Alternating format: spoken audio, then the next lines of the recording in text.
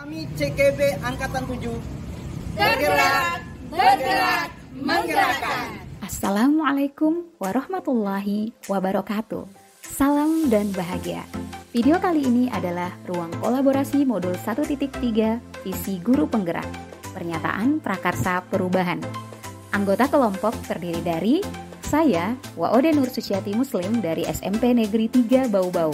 Saya, Andi Lucy Arwati dari SMP Negeri 3 Bau-Bau. Saya Siti Sumiwati Rano dari SMA Negeri 1 Bau-Bau. Saya Sudarmin SPD dari SMP Negeri 3 Bau-Bau. Dan saya Sari Anggriani dari SD Negeri 3 Katobengke. Visi kelompok. Setelah menganalisis visi setiap anggota kelompok, kami menarik kesimpulan, yakni visi kelompok kami adalah mewujudkan murid yang unggul, yang memiliki profil pelajar Pancasila.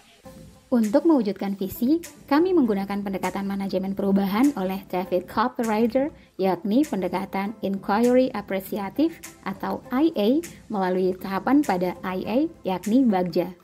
Untuk memperjelas gambar mental prakarsa perubahan yang kami susun, kami menggunakan ATAP. A.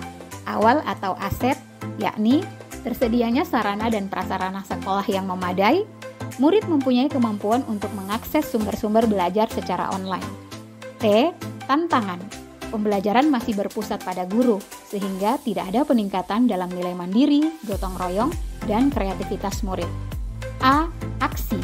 Merancang pembelajaran yang berpihak pada murid yang dapat meningkatkan nilai mandiri, gotong royong, dan kreativitas murid. Dan P. Pembelajaran. Guru memahami metode pembelajaran yang berpihak pada murid. Murid menyadari potensi diri, yakni berkembangnya nilai mandiri, gotong royong, dan kreativitas yang ada pada dirinya. Prakarsa perubahan yang diusung oleh kelompok kami adalah meningkatkan nilai mandiri, gotong royong, dan kreativitas murid melalui pembelajaran yang berpihak pada murid.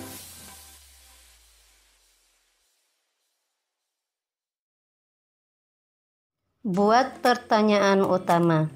Apa yang harus dilakukan untuk melakukan pembelajaran yang berpihak pada murid agar meningkatkan nilai mandiri, gotong royong, dan kreativitas murid? Tindakan 1. Mempelajari metode pembelajaran yang berpihak pada murid. 2. Mempelajari cara memetakan karakteristik setiap murid. 3. Berkoordinasi dengan kepala sekolah untuk mendapatkan dukungan dalam rangka meningkatkan nilai mandiri, gotong royong, dan kreativitas murid melalui pembelajaran yang berpihak pada murid. 4. Berkolaborasi dengan komunitas belajar di sekolah. Tahapan kedua, ambil pelajaran. Pertanyaan, siapakah yang sudah berhasil? Aktivitas apa saja? Situasi yang bagaimana? Keterampilan apa saja? Dalam pembelajaran yang berpihak pada murid untuk meningkatkan nilai mandiri, gotong royong, dan kreativitas murid.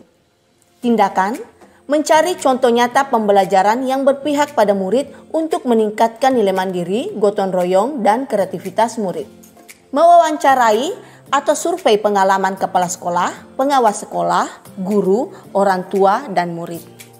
Tahapan ketiga, gali mimpi. Pertanyaan, apa kebiasaan baru yang akan terjadi? Bagaimana perasaan saya jika hal tersebut terwujud? Hal-hal baru apa lagi yang akan saya lakukan jika murid telah memiliki nilai mandiri, gotong royong, dan kreatif? Tindakan, membuat deskripsi tentang proses pembelajaran yang berpihak pada murid, membuat daftar kompetensi baru, membuat gambaran sikap dan respon peserta didik atas kesalahan yang mereka buat pada peningkatan nilai mandiri, gotong royong, dan kreativitas murid. Tahapan keempat adalah jabarkan rencana. Pertanyaan, apa langkah sederhana yang bisa dilakukan? Terobosan apa dalam pembelajaran yang berpihak pada murid yang dapat meningkatkan nilai mandiri, gotong royong, dan kreativitas murid? Tindakan, melakukan asesmen diagnostik kognitif dan non-kognitif untuk memetakan murid sesuai karakteristik dan capaiannya, merancang tahapan-tahapan pembelajaran yang berpihak pada murid untuk meningkatkan nilai mandiri, gotong royong, dan kreativitas murid. Tahapan kelima, atur eksekusi. Pertanyaan, siapa yang mengarahkan dan membantu agar setiap guru konsisten? Siapa saja yang terlibat?